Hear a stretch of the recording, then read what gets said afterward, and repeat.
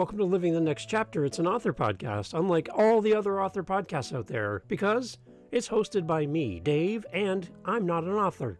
So if you want to meet authors and hear the stories behind what they've done and their books and all the great things, come and get a taste of a podcast done differently. It's Living in the Next Chapter. Thanks for being here. Thanks for pressing play.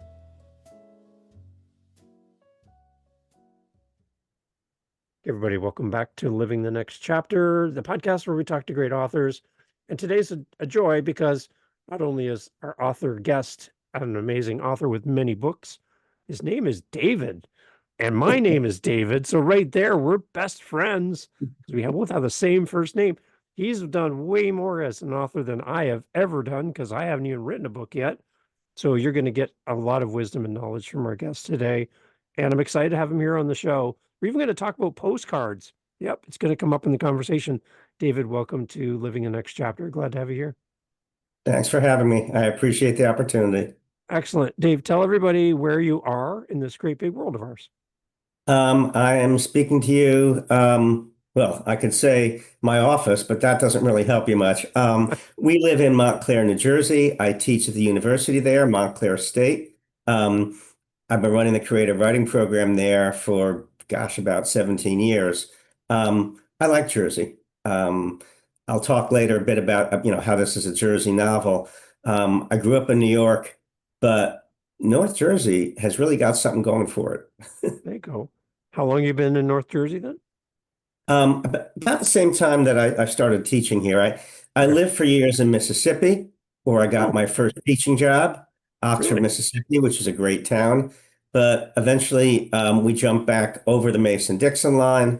And I've been in Montclair, as I say, for a long time, to the point where, I had the same issues in the South. If you grew up in New York, can you ever be anything but a damn Yankee? And I would say, sure.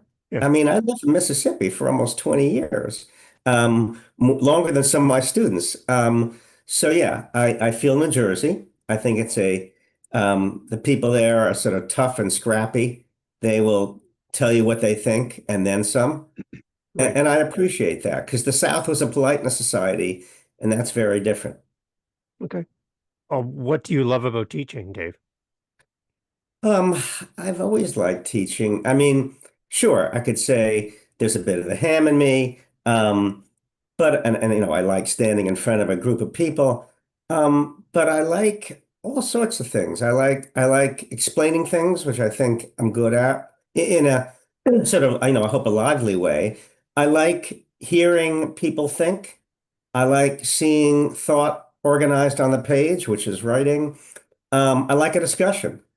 I like starting the discussion, leading it in different ways. I got a Ph.D. in literature, so I started off teaching writing and literature courses. But when I got to Ole Miss, I'd already published a bunch of stories, and I kept on publishing them, even though I was sort of supposed to be doing the criticism. I did both. I even published inaugural verse. But it got to the point where they said, look, you can teach creative writing workshops. And eventually we started an M.F.A. program there, which has been quite successful. But the idea of being in a workshop with people creating stuff, sharing it, commenting, I really appreciate that. It makes me feel, I have friends who are doctors and lawyers, and they're very useful, but I do not generally come back from a class thinking, that I've wasted my time or what am I doing in this field. I'm not a romantic, but I think I'm in a helping profession. Okay. Does your teaching style have any impact on your writing as an author? Yeah, that's a good question. I hope so. Insofar as one of the things I do as a teacher is to share what I know. And it's been pointed out, I think, that the last part of a writer's education is teaching writing. Because for the first time, perhaps, you've got to, explain, why did I do that? What am I doing, in chapter 3 here? Okay, I'll tell the class it's for this. And if you do this, if you, run dialogue this way, it's just going to be talking heads. So add some action sentences, and here's how it works. So I've always found, a nice equilibrium or maybe a dynamic between the two. Um, I'm going to take the chance here. Do not take this out of context, but Hmm. a famous nasty quote by Gore Vidal. I'm not sure he ever delivered any other kind of quotations. He said, teaching has ruined more writers than drink. Oh. And I think that's totally false, though I like the quotation, that's all. Okay, so David, we're students coming into your class, first class of a new session with you. You're standing in front of a whole new group of students, and we're all writers. We're all at different stages of writing, but we're here signed up. You're teaching us. What is some of the introductory topics and introduction to what you're going to teach us as a Sure. teacher that would benefit the authors that are listening to our conversation?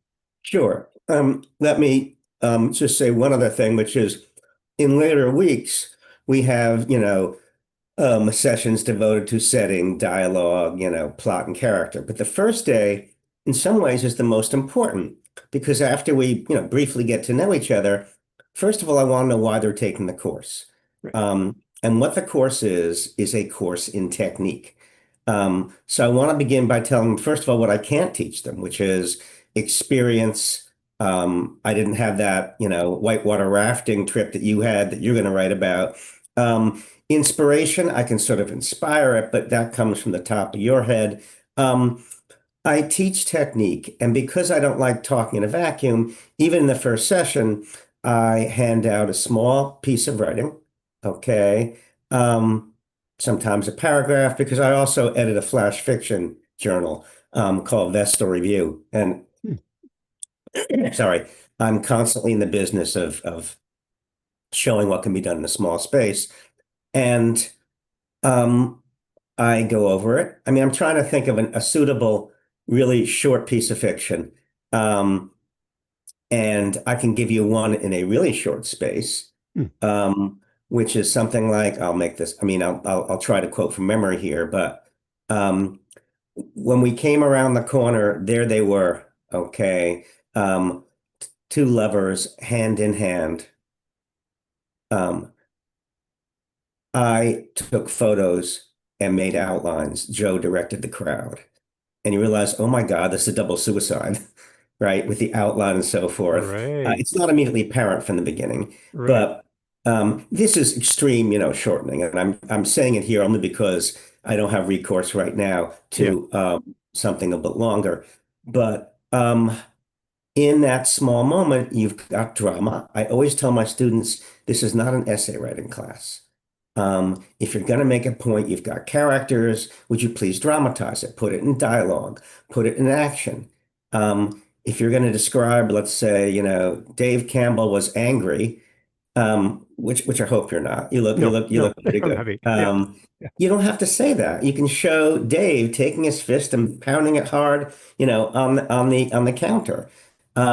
You can show an angry scene between, I'll stop picking on Dave, Yeah. between, Patricia and her son, who's just come back far too late in the evening. And in fact, there he says, I'm home. And her action is to say nothing. Hmm. That's actually a rather hard lesson in dialogue to learn when the writer should shut their characters up because actions speak louder than words. So I go over a bunch of things in the introductory. I often take my cue from what the students say they hope to learn. They might say, well, I want to work on better plots. And I might say, what have you read lately? Unfortunately, these days, they may often say, I don't really read that much. And I say, well, we'll see if we can fix that. Hmm. Because sure, you can get some stories from your own experience, but an awful lot of good plots come from reading. And that last thriller that you read, whether it's a lead child, whether it's an old Jean Le Carré, um, you have an improvement in mind, or you're going to mix and match there. And an awful lot of what you write. I mean, years ago, there was this library poster showing a young girl at her brain in cartoon fashion. And part of her was Nathaniel Hawthorne, and part of her was Zora Neale Hurston, and part of her was Hemingway, with the slogan, "You are what you read." Hmm. And so I tell the students one thing I can do when I know you better is prescribe certain books that you might want to check out. They're you, they're really you, and they're doing something that you might be interested in.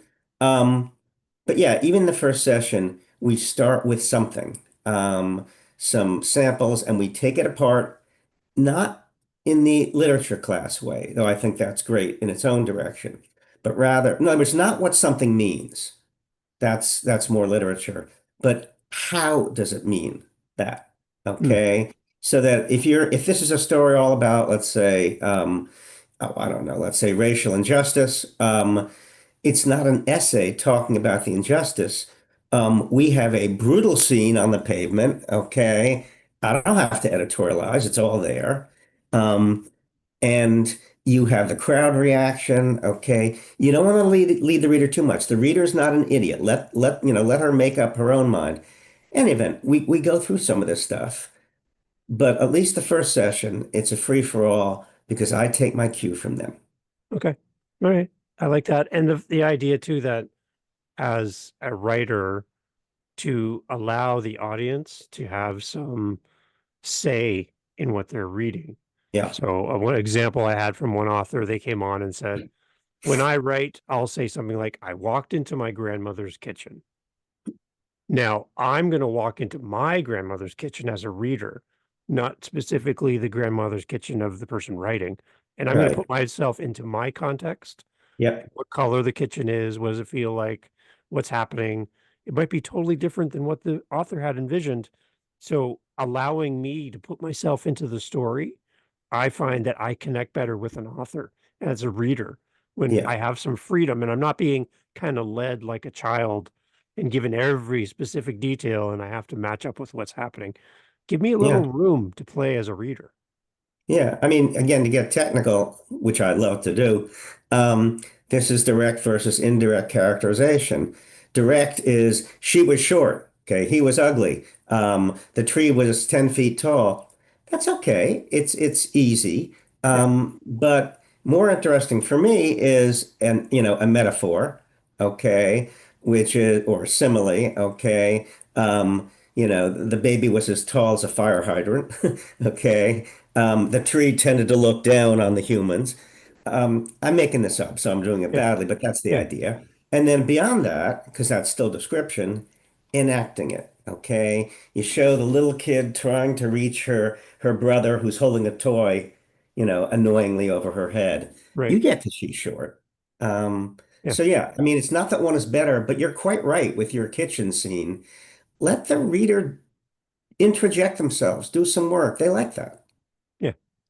There's a little bit of buy-in that happens then from the reader's Yeah. perspective as well, right? They feel like they're part of the story. I like that. Yeah. Good. So you've taken us from our first day in class, which I love. What brings you joy as a teacher come the end of the session with your students? What do you see as a mile marker for you that says there's been a great connection? You see somebody progressing as a writer. What's kind of some Yeah. indicators for you that these writers through this course with you are on the right path? Again, another really good question. It's one, I have to ask myself. First of all, on the one hand, they're probably not going to write the great American novel, whatever that even is. But to answer your question, we can move any student from point A to point B, even if they're not that far, through the sheer practice effect. Through you read more, you write and write and write. Ray Bradbury has a quotation that I'm going to misquote slightly, but I love to spring it on students. He said at one point, "You should write a short story every week." There's just no way you can write 52 bad short stories in a row. And he's Yeah, right. yeah, So first of all, anyone improves. Um, but yes, you can see, but it's funny, sure, a writer may be at a certain level, but they're not always so good at taking suggestions, and that can be a little frustrating. You generally knock them out of it, so to speak, once you have a whole group saying, Dave, we really like your dialogue, but you got to work on those endings. You got to work on those endings. I think the ending, about five people, and the writer starts to think, okay. And then we talk about endings, which is, it's got the whole weight of the story behind it. Play it light and with an action. Don't sum it up with a pink bow. We have advice. Um, Oddly, though it's a pleasure to read their stuff, it's the most talented writers in class, and there are always some whom unfortunately, I can help the least, though I can help them, because they're already there. They take things down in notebooks. They read eclectically, all over the place. They gain from what they read. They take notes. They think about how to improve things. Um, what can I do for someone like that? Well, no one's writing's perfect. We point out issues. And one thing I do increasingly, particularly in this non-reading age, I say, have you ever read, Kelly Link? Have you ever read George Saunders? Have you ever read, Karen Russell? These are three short story writers I greatly admire. And if I recommend it enough times, like two or three, or send them sometimes a PDF saying, you got to read this, Yeah. they read it and it blows their mind. They didn't realize that someone out there was doing something the way they did, but maybe better. Hmm. So that's the Neat. kind of help I can give, and they do improve. How much they improve is partly up to them and how much they put in it. Okay. So from the switching gears from an author focused conversation to more reader focused for Mhm. you, I'm here to build an audience for you to come and fall in love with your books. Your library of books is extensive. For a new reader coming to read your books, David, is there a recommended starting point for a new reader coming in and finding your Sure. work? Um, my greatest love, despite the fact, that I just came out with a fourth novel, has always been short stories. It's Okay. how I started. It's how I keep on returning to writing. And my first collection is called Laugh Track, and it came out years and years ago because I'm old, from the University Press of Mississippi. But my favorite still is, well, I'll see if I can find a copy here. Yeah. All right. So, sorry. This is My Date with Neanderthal Woman. Okay. Um, and it's hard to see because it's not quite the cover we wanted. But my wife said, look, we need to do this right. And she wore a sort of a tank top and she turned her back in the backyard, twined some chicken bones in her hair, and you have My Date with Neanderthal Woman. It's a collection of short stories. The title story, My Date with Neanderthal Woman, has been, I don't know, it won an award. It's been anthologized. It was even, God help me, optioned for a film that's never going to come out. But what I like about a lot of these stories is what's suggested in the title. Start with a loony premise and make it work. Hmm. It's one of the things I talk about a lot in the workshop. That is, um, you can either start with something loony and proceed, or start with something logical and take it to an absurd extreme. Those work really well in the short form. And so I would recommend, yeah, My Date with Me. My first novel, well, it almost got me ridden out of town on a rail, but that's because I unwisely said it in the town where I was living at the time, Oxford, Mississippi. But it's called Flesh, if anyone's interested in the salacious tale. It is, let's see, with the elevator pitch is something like a tale of a sexual obsession that gets out of hand in a small southern town. And I'll leave it at that. It's not X-rated or anything like Yeah. it. But again, it starts with a premise. Um, and those, I think, are my two favorites still. Although, as with many writers, they ask, what writing are you most in love with? And they'll say, the one I'm working on right now. Right. So where I went wrong, this latest novel, I'm still quite fond of. Excellent. Tell us more about that book. Sure.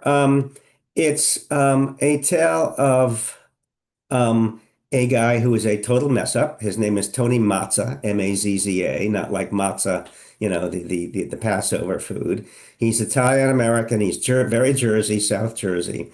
And when we meet him, he's outside a county courthouse because he's facing real time. He stole an ambulance and drove it into another ambulance when he was working as a hospital orderly.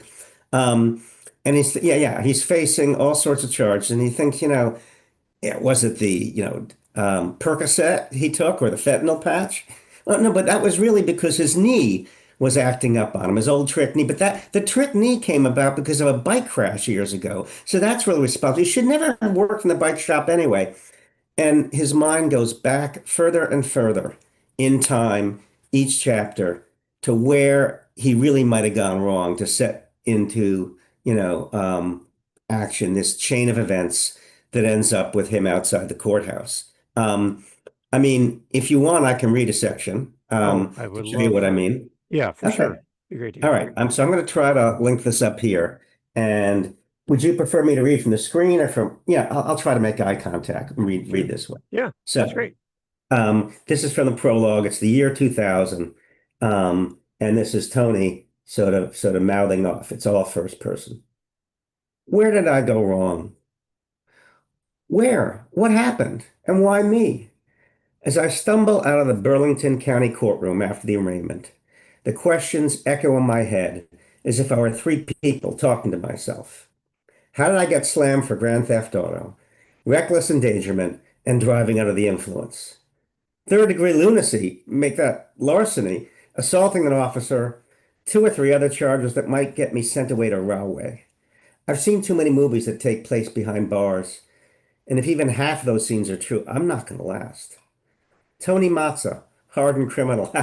I try to see the funny side of life, but it's not always so easy. Hey, why did the picture go to jail? Because it was framed. Okay, maybe you've heard that one before. My son told it to me when he was 7. Anyway, not much comedy in my situation, unless you like it really dark. Considering all they threw at me, the arraignment was kind of short. 15 minutes in the courtroom, which I somehow thought would be nicer than a low ceiling and fluorescent lights. Smelled like an old basement. The judge, old guy in a black robe and tie, was seated at the bench with fingers laced together like some finger puzzle, leaning toward me as if he wanted to get a better look at the face of crime. Or maybe he was just pretending to be interested. The district attorney looked like a fat puma in a suit. Anthony Joseph Matza, you are hereby accused of. Then came the list, with a pause after each charge and the question, how do you plead? It was repeated till I felt like saying, okay, all right, I get it. Can we just skip this? But I pled not guilty on the advice of my old friend Sandy Quaid, who showed up after the police took me into custody. Sandy's a short, stocky guy in a black leather jacket, a little intimidating, or at least he used to be. Hadn't seen him in a while, and he looked a little frayed around the edges. But he knew about what happened. I'm not sure how.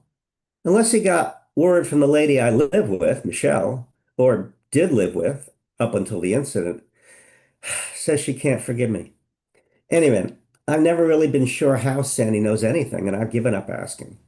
Call him a fiend, I mean, friend, but for me, he's always been a savior, mostly, and I ought to be grateful, I think. Sandy was the one who bailed me out, said he'd find a lawyer to get me out of this mess, made it sound like a game. We'll switch the rules on this, little bro, he told me. Since we go way back, though, I'm over 40 and Sandy should stop calling me that. No, he's not a lawyer. He ran a couple of businesses, including a bike store and a bar, then sort of branched out in a Jersey way. Not exactly the mob. He just knows a lot of people. He did come through, sort of. Guy named Salvatore Salambini, who sounded really smart over the phone, but who I haven't even met. Talked about a painkiller defense, like I didn't realize what I was doing under the influence of all those drugs. So I didn't even know where I went wrong. Also, leniency for a first offense. Sounded good. I was supposed to see him before the arraignment. He didn't show. Some of Sandy's connections are that way. Here tomorrow, but not today. I should have known better. I should have known a lot of things. Now it's 2:30 and I'm tired of waiting. I'm standing outside the courthouse, a prime piece of real estate with 4 columns to uphold the laws in the state of New Jersey. Might as well be waiting for the number 34 bus, since my car is a dead battery and I couldn't drive here. Loser. More than one person has called me that. I'm not a criminal. I pled not guilty because maybe I did some of that stuff, but I swear that's not me. I hope a trial can show that if Sal ever drops by. I refused a court-appointed lawyer when they asked. The preliminary hearing set for next Tuesday. But this guy, Sal times 2, better show up soon. My neck still hurts from the accident, is part of the court case. Plus, my knees bother me from a bike crash years ago, and that's really what led to this whole situation. I lean against one of the middle pillars and think about what they call the events leading up to the incident. It's a long story, actually, and I'll stop there because the rest Mhm. is the novel. Um, but you can see what I mean. This is a guy who's second guessing himself. Yeah, He's in a bad spot, um, and he cannot figure out exactly where it went wrong because one incident leads to the other, and the other, like you and me, right? right. It's natural. Yeah. Um, so. What I love about all that, David, is the story, first of all. But I love when an author reads to us from Mhm. their own book. The listening to you read that doesn't feel staged, doesn't feel forced. It just flows. And I can tell that every word matters for you. Well, it's worked and reworked. Yeah. I'm not the kind of person who says, not a word out of place. Because anyone who writes knows, yeah, that came about by accident when I had a beer. That when I revised maybe badly. But you do work and rework it because the first draft often sucks. Yeah. And you just have to have the courage to go forward and say, I've done this before. I'll make it better. So yeah, the prologue, if you want to call it that, I mean, in general, with a novel, you start off with what you hope is a good opening, but then when you finish that novel, you better go back and work on it again because what you just wrote might change what's in the beginning. You know, Yeah. no longer see the same type of guy or whatever. So yeah, it's been reworked, but you're right. There's another reason why I like teaching. I like acting out parts. Yeah. I can hear it in your voice. And it's a very intriguing passage to read for us. And I'm sure that's going to make a lot of people want to go buy the book and tell somebody Oh, as well. Right. thank you very much.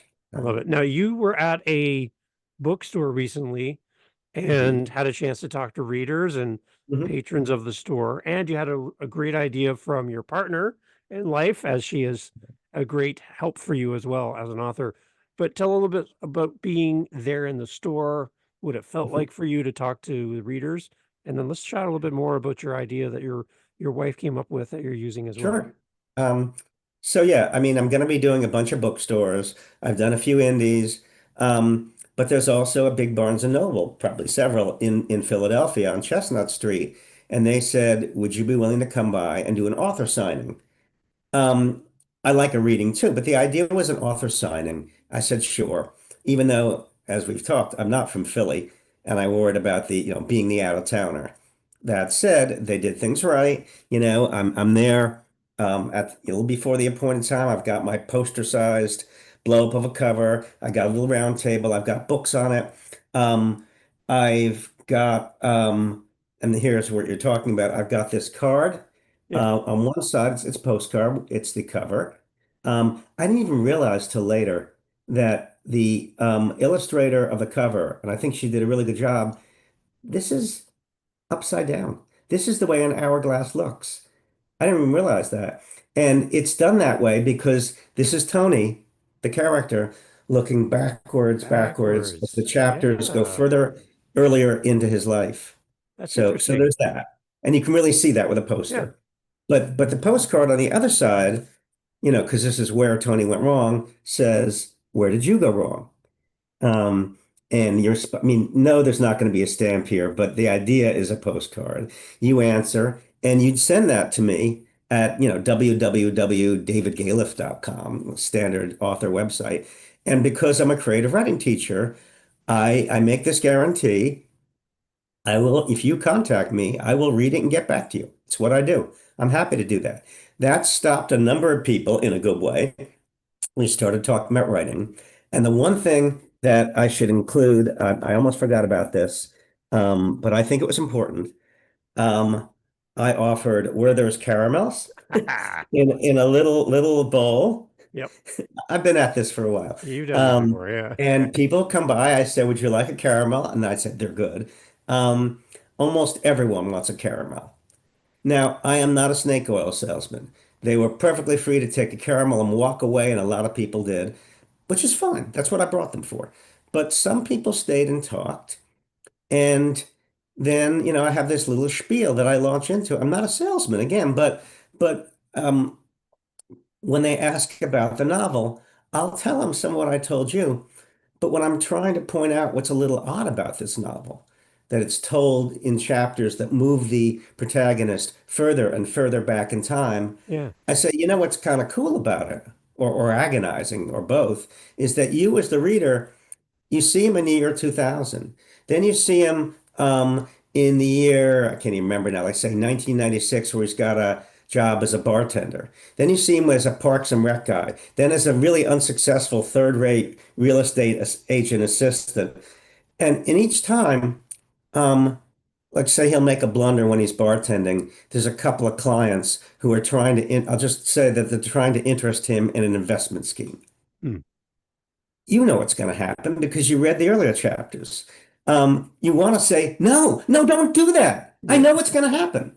But now I've told this to a lot of people. At this stage, at the bookstore, I actually get up and I say, and it's true. I say, I'm a bad bowler. Um, Maybe you are too, but your ball's rolling toward the gutter. Yeah. It's already left your hand a second ago. It's too late to do anything. That doesn't matter. You still go like Yeah. that, Yeah. trying with body English to nudge it back into the lane. It's not going to work. Yeah. And that, I say, is the effect I want from the reader. And it's at that point that a bunch of people picked up the novel and started flipping through it. Hmm. So I sold books and I had fun. It's interesting. Where did the original idea come from for Where I Went Wrong? Yeah.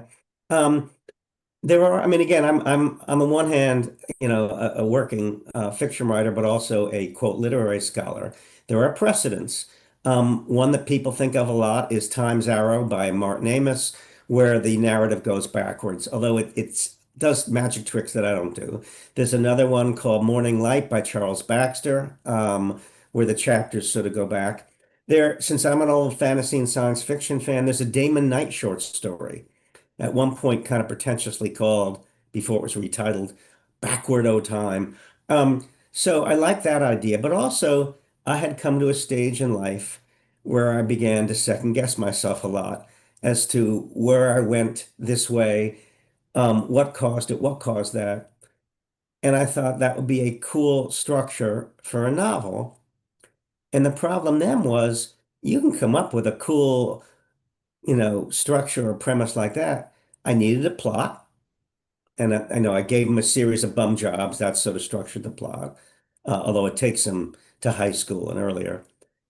And then, and this is the real issue, and you heard it with Tony talking off there. I needed a character.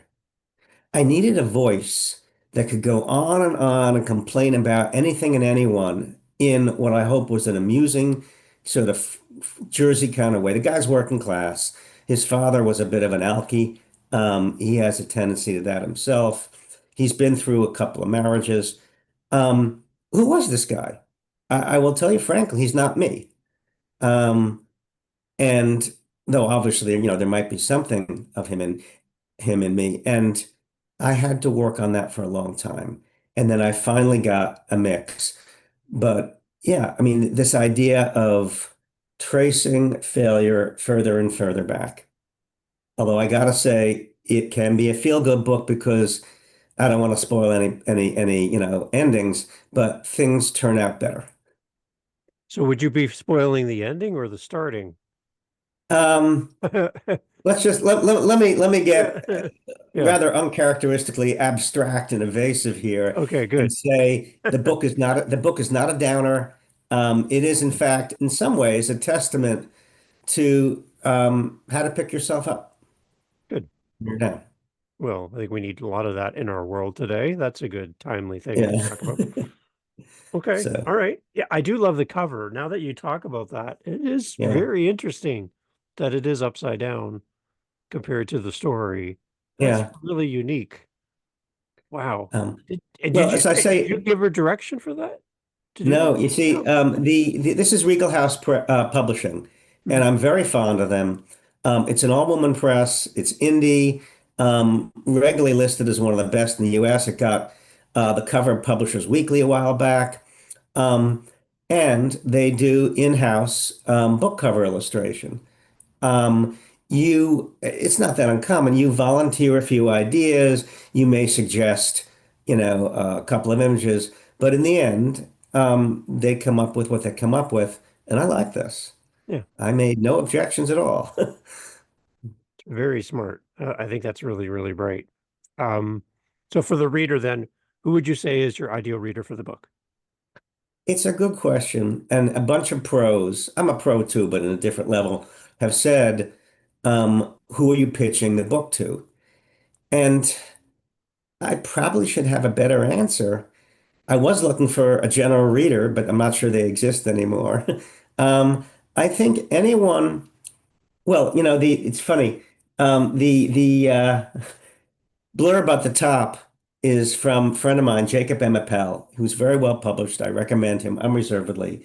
And he just says, a wry masterpiece and a must read for anyone who has screwed up royally. So I There don't know if that makes an answer to your question, but you go. for people who are wondering, what's going on here, because this is sort of an answer, but as we discussed earlier, it's not an explanation, it's a drama. You can get stuff from this, maybe. Maybe this is partly your life. Hmm. A reader is someone who's looking for an absorbing um, read with a sort of a jokey guy you wouldn't mind spending a few hours with. Yeah. Okay.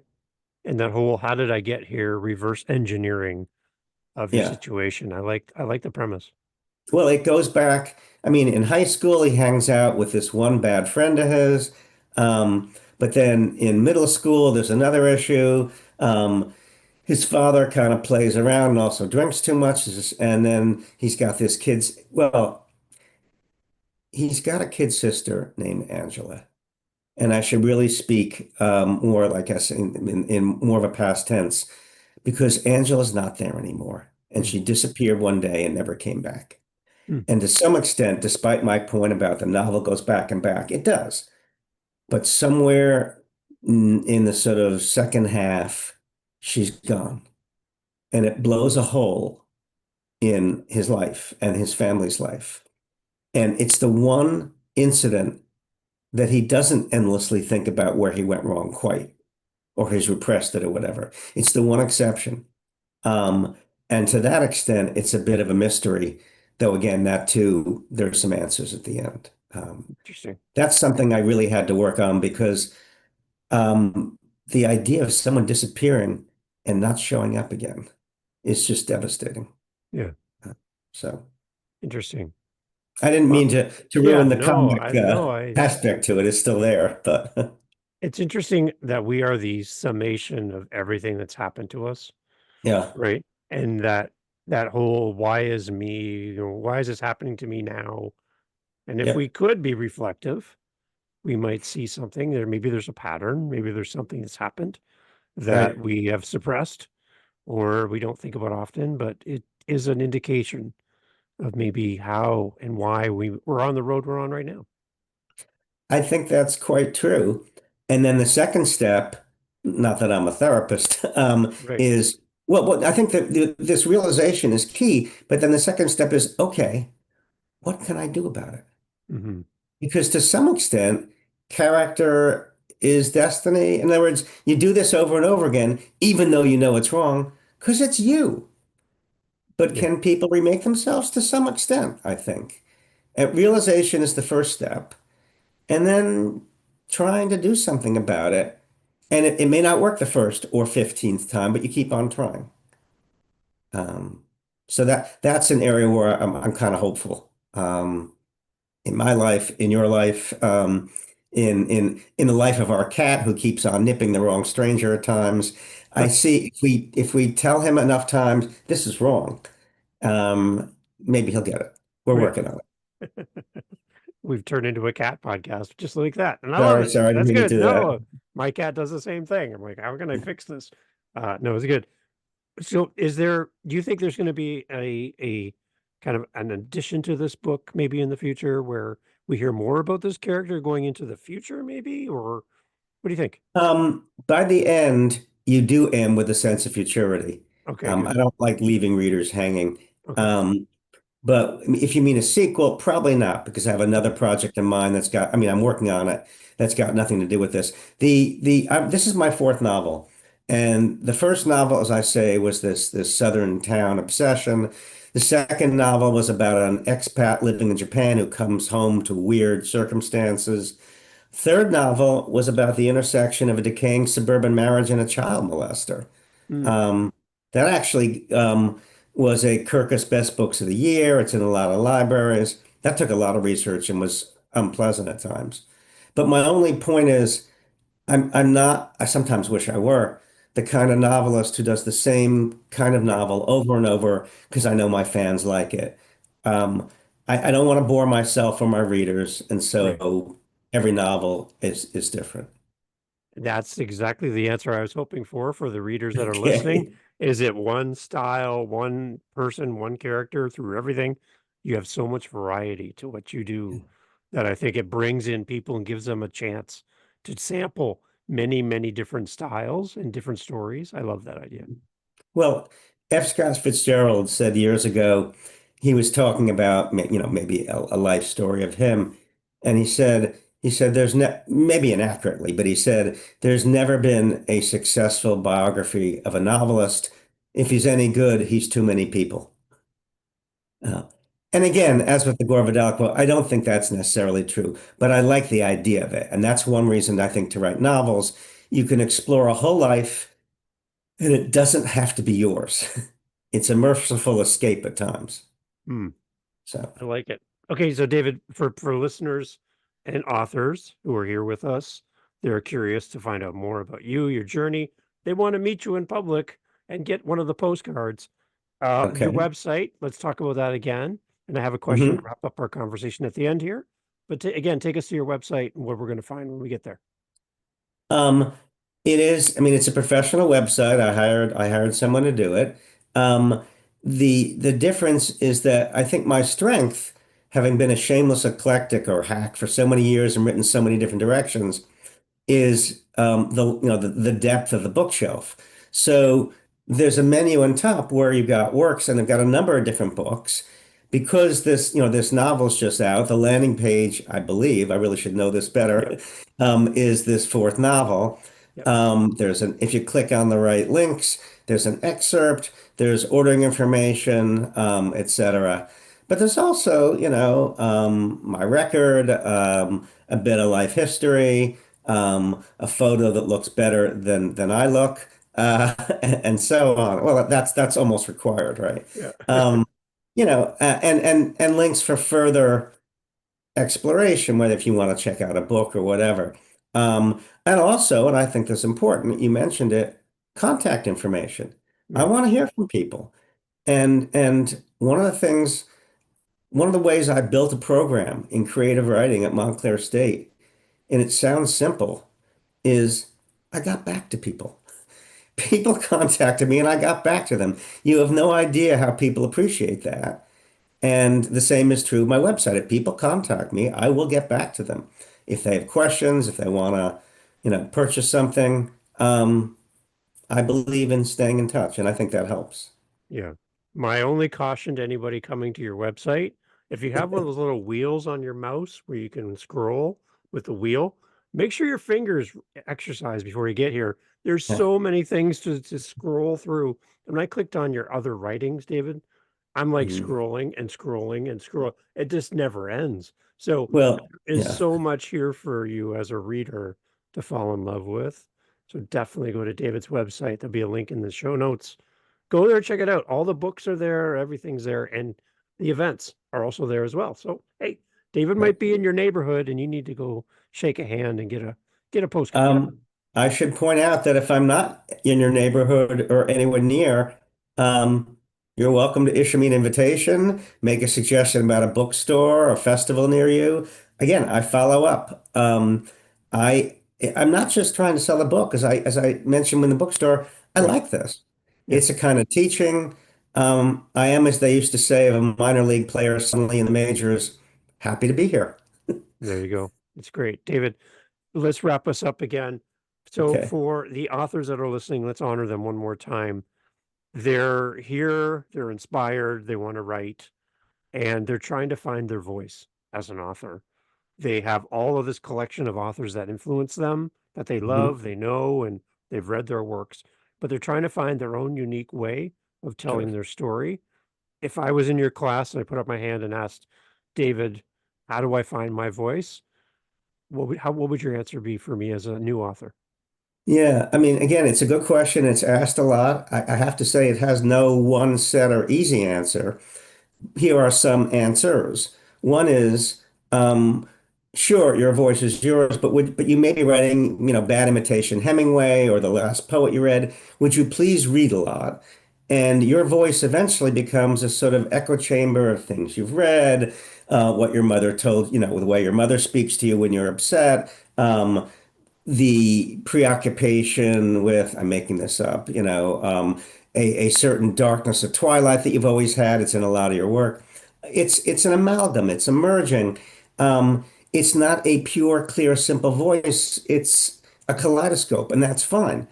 But if you want to richen the mixture, you need to read more, you need to write more, and it slowly emerges until finally I read, a Dave Campbell short story. I've read enough of them. Yeah, And the th fifth time I'm opening the pages of a Campbell story, I think, I know who this guy is. yeah, Because you've got certain preoccupations that you've successfully dramatized. Um, in other words, it's not something, I hate to say, that just emerges naturally. You work at it. Um, it's a performance of sorts, an author's voice, as opposed to the voice I use to order, a burger and fries. right. And when it's engaging, there's nothing like it. And it's worth working toward. You do it by practice, you do it by reading, um, and thinking, here I am speaking to the reader, what will keep them hooked? And that's your job. Mm. Somebody told me a long time ago, David, live life like you have that article of clothing that everything just naturally tends to stick to. Cat hair, fluff. Oh, and you're like, why is the thing sticking to my shirt? And let Yeah, life stick to you. Go sure. out into the world and just collect life.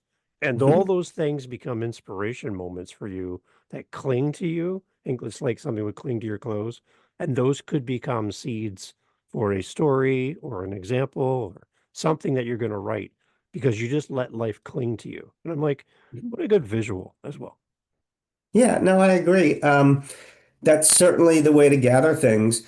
And then at some point, because you're an artist, you have to start the process of selection. Right. This clung to me. I'm not quite sure what this clung to me. I'll use it later. Yeah. But this thing I'm going to use right now for a piece I'm working on and include it with this belt that seems to have attached itself around my waist Mhm. and one of these shoes. And you come up with something cool that's recombinant. But again, art is selection and you choose at some point after doing what you say, which is to get all sorts of things gathered together. Right. Be So inspired, listen to others, read books, listen to great teachers, listen to podcasts, meet authors in a bookstore. All of these I things hope kind of so. work together, right? For the good. I like I'm it. always happy to talk. Excellent. David, thank you so much for being here. Everyone, please go support David. You get the most recent book he has out now, but also please go back and look at all the other books he has to offer. Leave a detailed review where you buy your book in person, online, wherever it is. Let people know why you love this book so much, and then tell somebody. Tell somebody who you know, hey, I just got this great book from David. I know you're going to love it, and share the knowledge with other people so that more people will come and discover David as well. David, thank you so much for being here. Thank you for Thank being you. part of I'm the show. grateful for any support. Excellent. Thanks, David. Thanks. Thanks for listening to Living the Next Chapter, the author podcast. Unlike all the other author podcasts, you can also hear us on Apple and Spotify and Audible and iHeartRadio and on and on and on. Take us with you anywhere you want to go. You can follow us here. You can also take us with you wherever you're on heading next. We'd love to be a part of your day. LivingTheNextChapter.com has all the information. We'd love to hear your thoughts on the show. Thank you for pressing play, and catch you next time for Living the Next Chapter.